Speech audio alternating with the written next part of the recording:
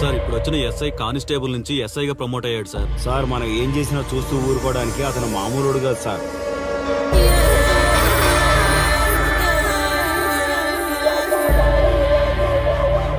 అతను మనకు అలవాటు అయ్యేంత వరకు మనం కొంచెం కంట్రోల్లో ఉందాం సార్. రేయ్, వార్నింగ్ ఇస్తున్నావా విషయం చెప్తున్నావా? సార్ మేమేం చెప్పినా మీ మంచి కోసమే సార్. దాన్ని తీసుకొచ్చేరా. మీరైనా చెప్పండి అమ్మా. పెళ్ళాంచేస్తే బాధపడ్డానికి, పోలీసోడంటే భయపడ్డానికి నా కొడుకు కామన్ మ్యాన్ కాదు, కాశీ చెప్పాడికి.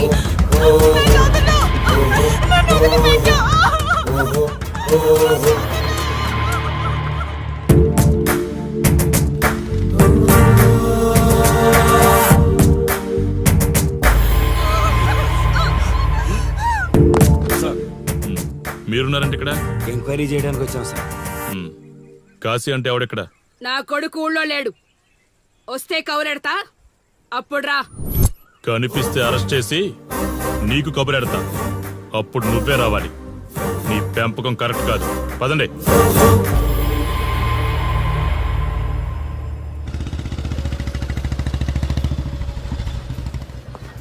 కాశీ ఎక్కడ?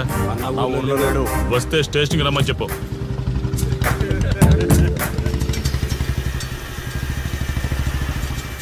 కాశీ ఉన్నాడా? ఇక్కడ లేడు. ఏమిటి సార్ ఆలోచిస్తున్నారు? ఆ కాశీ గురించేనా? మీరు ఈ ఊరికి కొత్త సార్. మీ కొత్తగా ఉంటుంది, వింతగా ఉంటుంది.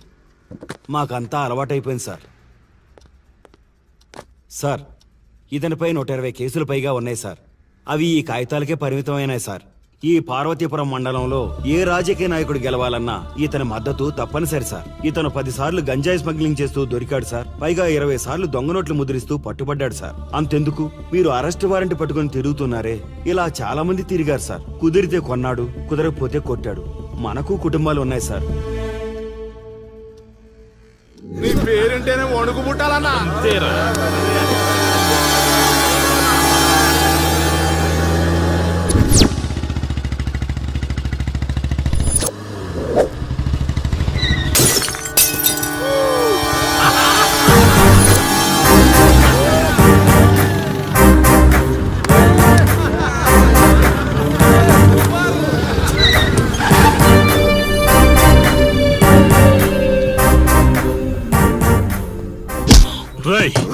ఒళ్ళు బలిసిందా? రోడ్డు మీద తాగుతున్నావు?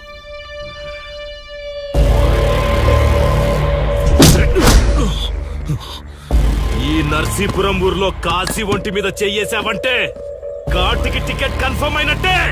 కరెక్ట్ గా దొరికావురా.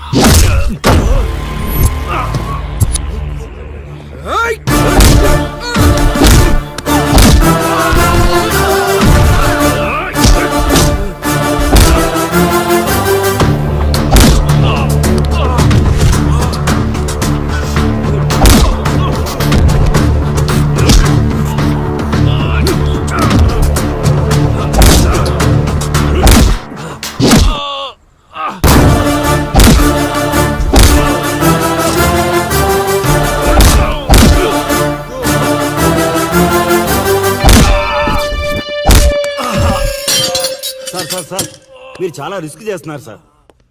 నేను డ్యూటీ చేస్తున్నాను. 3 రోజులు గవర్నమెంట్ హాలిడేస్. నేను వైజాగ్ వెళ్తున్నాను. కాశీ అంటే భయపడే వాళ్ళని ఇంటికెళ్ళి భజన చేసుకోమని చెప్పండి. తిరిగి వచ్చాక వాడిని కోర్టులో ప్రొడ్యూస్ చేస్తాను. వాడిని వదిలే ప్రసక్తే లేదు. నమస్తే సార్. ఎక్కడ మీ ఎస్ఐ? వద్దా? ఎందుకు వద్దంటున్నావు కాశీ? చెత్త నా కొడక, ఊర్లో కాశీని విధవం చేసి వదిలేద్దామనుకుంటున్నావా? కాశీ పేరు వింటేనే ఊళ్ళో ఉచ్చ పోసుకునేవాళ్ళు, కానీ ఇప్పుడు కాశీ ఫోటో కనిపిస్తే ఉచ్చ పోసేలా చేశాడు. ప్రాబ్లం నాది, పోయిన పరువు నాది. నేను చూసుకుంటాను పో.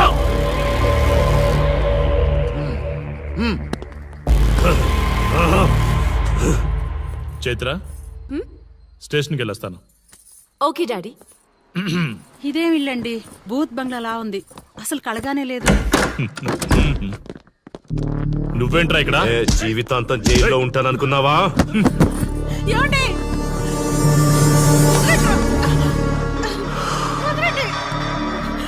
నీ ఇంట్లో అసలు అందమే లేదురా. రేయ్ ఏంట్రా వాగుతున్నావు? డాడీ ఏమండి? చైత్ర హే, మా డాడీని వదలండి వదలండి వదలండి. ఒక్క నిమిషం ముందు అబద్ధం చెప్పాన్రా. అందమంతా నీ ఇంట్లోనే ఉంది. ఏయ్, ఎవడికెంత కసుందో తీర్చుకొని వచ్చేయండి.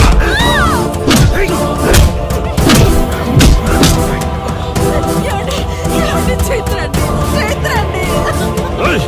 డాడీ డాడీ వదలు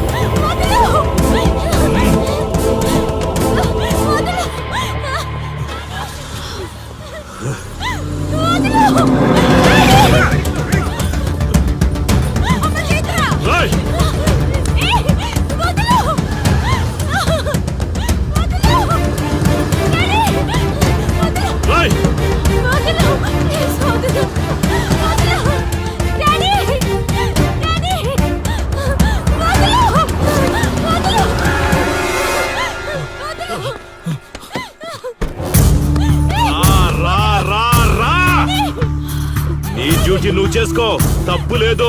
నా పెళ్ళాం కేసులో వేలు పెట్టి నా గురించి తెలుసుకోకుండా ఈ ఊర్లో అడుగు పెట్టి నేనంటే భయపడే ఈ జనం ముందు నా మీద చెయ్యి వేశావు, అది తప్పు. చూడు చూడు, నువ్వేం పోలీసోడివిరా. కిలోమీటర్ పరిగెత్తేసరికి ఒంట్లో ఓపిక చచ్చిపోయిందా? డాడీ వదలు డాడీ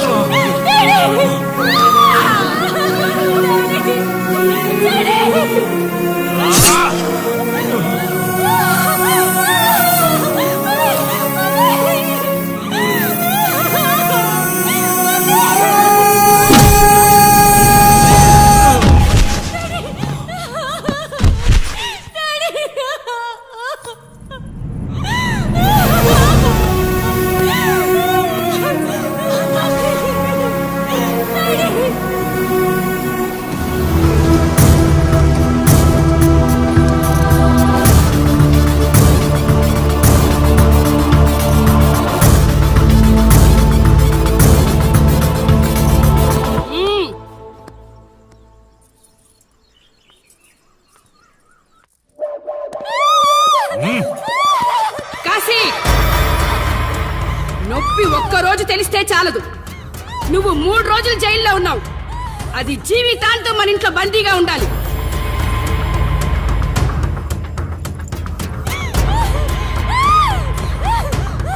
కట్రా తాళి. ఎక్కడికి పోతావే?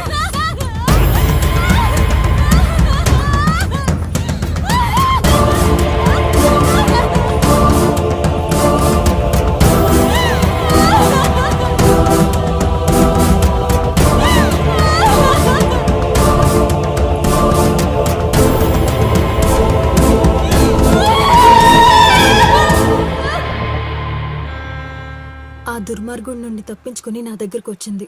ఆ తర్వాత నీకు తెలిసింది.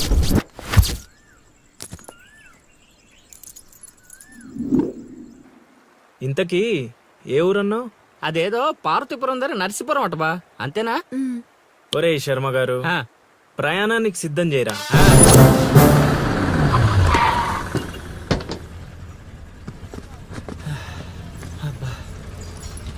బా, ఊరు చాలా పెద్దదిలా ఉంది. ఎక్కడైనా ఎతుకుతావు?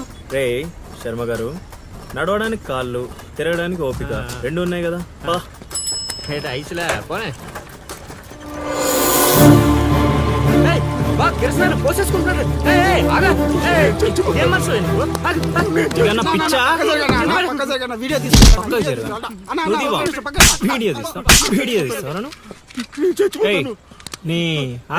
మాట్లాడుతున్నాడు కదా, ఆగలేవా? అసలు నీ ప్రాబ్లం ఏంటి? చెప్తే ఆరుస్తారా తీరుస్తారా? నా సావు నన్ను సావనివ్వండి. అయ్యా చచ్చేదో చెప్పిసావు, మాకు క్లారిటీ ఏడ్చుద్ది. ఏరా, నువ్వు పత్తి రైతువా? కాదు, వరి రైతుని. వరికి పురుగు పట్టిందా? కాదు, పంట కూడా బానే పండింది, డబ్బు కూడా చేతికొచ్చింది. పంట పండితే పండగ చేసుకోవాలి, ఈ సావులేంట్రా? బావా, నువ్వేం డీల్ చేయి, నేను వెళ్ళి చైత్ర గురించి తెలుసుకొని వస్తాను. ఇప్పుడు చెప్పు అంకుల్, ఏంటి నీ ప్రాబ్లం? నేను ఒకటికాడ అప్పు తీసుకున్నాను. డబ్బులు వచ్చాయన్నావు కదా, ఇచ్చేయి. ఇచ్చేద్దామని నిన్ను అనుకున్నాను ఆడసలు పుచ్చుకోనే లేదు. ఎందుకు వడ్డీ ఎక్కువైందా? వడ్డీ వాడు పక్కన ఉంచే. అసలే వద్దన్నాడు. మంచిదేగా, డబ్బులు మిగిలాయి. ఆ, ఏటి మిగిలేది? సిక్కంతా ఇక్కడే ఉంది. ఊరు అమ్మోరు పండుగ మొదలై 3 రోజులు అయింది. అయితే ఏటైతే ఆడి దగ్గర అప్పు తీసుకున్న వాళ్ళు అందరి ఇంటి ముందుని రోజుకు ఒక డ్రామా వేస్తున్నాడు. అదిగో టెంట్ కూడా రెడీ అయిపోయినది. టెంటేస్తే అది నీకు టెంట్ లాగా ఉందా, నాకు పాళ్ళలాగా ఉంది. ఆ? అర్థం కాలేదా? రా చూద్దుగానే. అదిగో చూడు, ఇదిగో ఇది పరిస్థితి. నేను నీడింటి ముందు వేసినారు, ఇవాళ నా ఇంటి ముందు వేస్తున్నారు. ఏవే ఆ కిరసనాలు డబ్బా ఒకటికిరా. ఎవడరా బాబు, జనాలు సావక ముందనే సమాధులు ఎక్కిస్తున్నాడు. ఎందరెందరో మహానుభావులను పొట్టన పెట్టుకున్నావు శ్మశానమా, నీకు ఇసుమంతైనను జాలి లేదా? ఎన్నో ఏండ్లు గతించిపోయినవి కానీ ఈ శ్మశాన స్థలిన్ కన్నులు వచ్చిన మందభాగ్యుడు ఒక్కడైనను లేచిరాడు. ఎన్నాళ్ళ ఆహా హార్మోనియం పద్యం రక్తి కట్టే సమయంలో దగ్గి డిస్టర్బ్ చేశావు కదరా ఎద్దవ్వా. వంకెతకలేనమ్మా, డొంకెట్టుకు ఎలాడిందట. పద్యం మర్చిపోయినని ఒప్పుకోవచ్చు కదా. అవే సాంఘిక నాటకాల హీరోయిన్. ఇంత గొప్ప హరిశ్చంద్ర నాటకములో నా పక్క చంద్రమతి వేషమంటే మాటలా, నాకే కౌంటరా? ఏయ్ పద్మశ్రీ అయ్యగారు తాళాల దగ్గర ఇచ్చమంటారా? టైం కాదురా, నే చెప్తాగా. ముందా మంచినీళ్లు గొంతు శృతి చేసుకోవాలి. గురుగారు, యాదవ సేతురం కాకపోతే రిహార్సల్స్ కూడా ఈ గెటప్లు ఏంటండి? ఒరే హార్మోనిస్టు, వేషం పడకపోతే పద్యానికి గొంతు పెగలదురా. మొదలెట్టండి.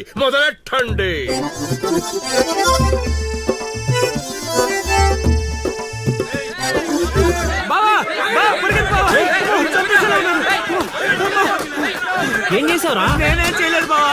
ఈ ఊళ్ళో చైత్ర అనే అమ్మాయి ఉంది, మీకు తెలుసా అని అడిగా. అంతే, చైత్ర అంటే చిత్ర అని వినిపించిందట. దాని పిల్లవట బావా. అరే శర్మగా, నీ ఎంత పని చేశారా?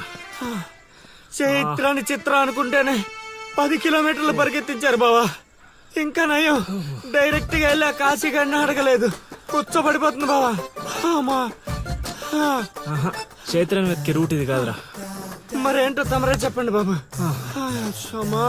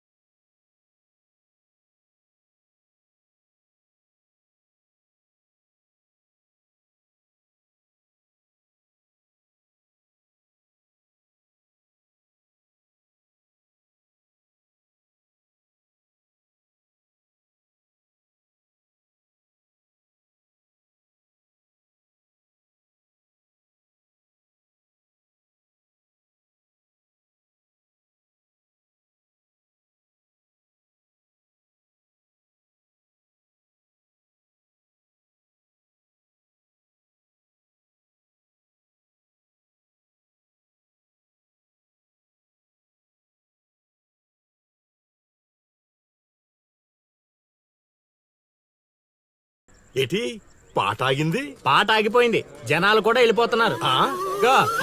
అలా కొయ్యిలా నిలబడపోతే 10 రూపాయలు ధర్మం చేయొచ్చు కదా. హతవిధి కళాకారుడు యాచించుటయా? కళామ తల్లికి తీరని అవమానము కదా. అంటే ఆ రోజుల్లో రాముణ్ణి వెతుక్కుంటూ లవకుశులు ఆ ఊరు ఈ ఊరు గానం చేసుకుంటూ తిరిగారు కదా. మేము కూడా ఓ కళా పిశాచి ఉన్నాడని. కళా పిశాచి కాదు, పిపాసి. అదే కళా పిపాసి ఉన్నాడని తెలుసుకొని ఆయన కోసం వెతుక్కుంటా. అవును. ఏమిటి, నా ఊళ్ళో నాకు తెలియని అంత గొప్ప కళాకారుడు ఒకడున్నాడా? ఉన్నాడు సార్, ఆ? పిచ్చప్పారావు అని, అలియాస్ సుయోధన సార్వభౌముడు. నిజంగానే పిచ్చప్పారావు బా. ఎందుకు సార్ అలా ఏడుస్తున్నారు? 10 రూపాయలు అడిగామా నేనా? వద్దులేండి సార్. ఆగండి నాయన. మీరేటండి, అసలే మాకు టైం లేదు. పక్క వీధికి వెళ్ళి అడుక్కోవాలి. నీకు అవసరం లేదు నాయన. ఏ ఈ రోజు మొత్తం కలెక్షన్ మీరే ఇచ్చేస్తారా? కాదు నాయన, మీరు వెతుకుతున్న ఆ పిచ్చి అప్పారావు అలియా సుయోధన సార్వభౌముణ్ణి నేనే నాయన. బాబు గారు లేవండి లేవండి లేవండి, అవసరం లేదు నాయన. ఏ మా కోసం మీరు అడుకుంటారా ఏంటి? లేదు లేదు, మీ ఆకలి నేను తీరుస్తాను.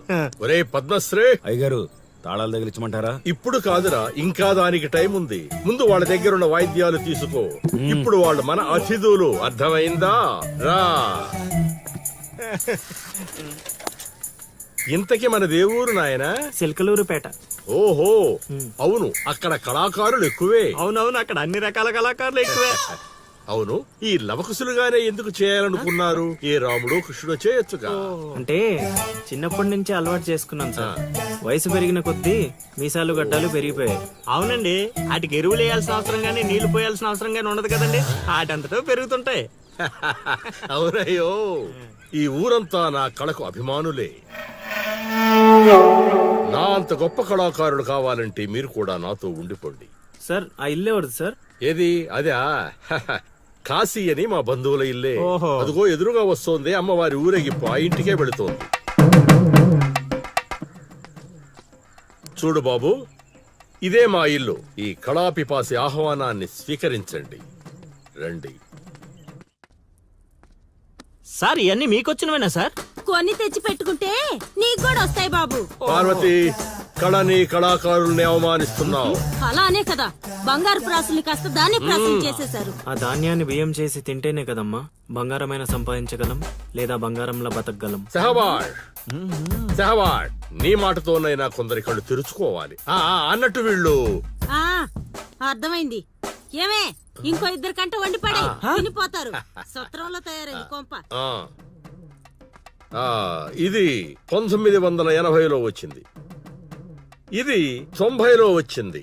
సార్ ఇవన్నీ మనకొచ్చినవని చెప్పుకోకపోతే బతకలేదు సార్.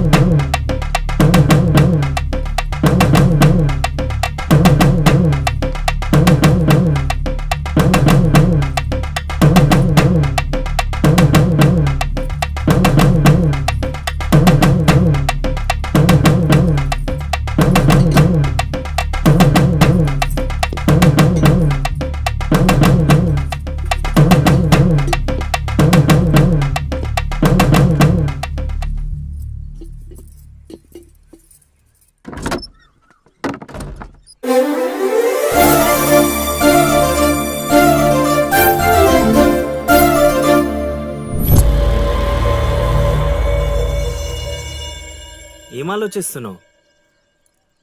వెళ్ళిపోదాం పద ఇక్కడి నుంచి. ఎక్కడికి? మన ఊరికి. నాకే ఊరు లేదు. మా అమ్మ నాన్న చనిపోయి చాలా కాలమైంది. నేను ఒంటరి. అయినా నన్ను రమ్మడానికి నువ్వెవరు? అదేంటి అలా మాట్లాడుతున్నావు? నీకేమన్నా పిచ్చా? పద వెళ్దాం. ఒక్కసారి చెప్తే అర్థం కాదా? అయినా నీకు నాకు ఏంటి సంబంధం? ఏంటి సంబంధమా? ఒంటరి అన్నావు కదా, అదే ఒంటరిగా ఉన్నప్పుడు నీ మనసును అడుగు. నేను నిన్నెంత ప్రేమిస్తున్నానో నువ్వు నన్ను అంతే ప్రేమిస్తున్నావు అని అదే చెప్తుంది. నేను నీకు చెప్పానా? అయినా నువ్వే గాలికి తిరుగుతావు. ఎప్పుడు ఎలా ఉంటావో నీకే తెలీదు. అటువంటిది నిన్ను నమ్మి ఎలా రమ్మంటావు? అయినా వాడు నన్ను కొట్టుకుంటూ తీసుకొచ్చాడు. ఆ రోజు నువ్వు చూస్తూ ఉండిపోయావు. నిన్నేమనాలి? అదా నీ ప్రాబ్లం? ఈ మాత్రం కన్ఫర్మేషన్ చాలు నేను ఫిక్స్ అవ్వడానికి. అయినా నేను ప్రేమించిన అమ్మాయికి పెళ్ళై ఉండాలని మా గురుగారు ఎప్పుడో చెప్పారు. ఆనందం వస్తే స్టెప్ లేకుండా ఏడ్చి కూర్చుంటారా? ఇప్పుడు చెప్తున్నా విను. తెలియకుండా తీసుకెళ్ళిపోవడం, చెప్పకుండా లేపుకెళ్ళిపోవడం కష్టం కాదు, నాకు ఇష్టం లేదు. తీసుకెళ్ళను లేపుకెళ్ళను అన్నానని నువ్వు దేనికి ఫిక్స్ అవ్వకు. ఎందుకంటే నా మాటకి నేనే ఫిక్స్ అవను. 24/7 ఎప్పుడైనా వస్తా. కొంచెం రెడీగా ఉండే.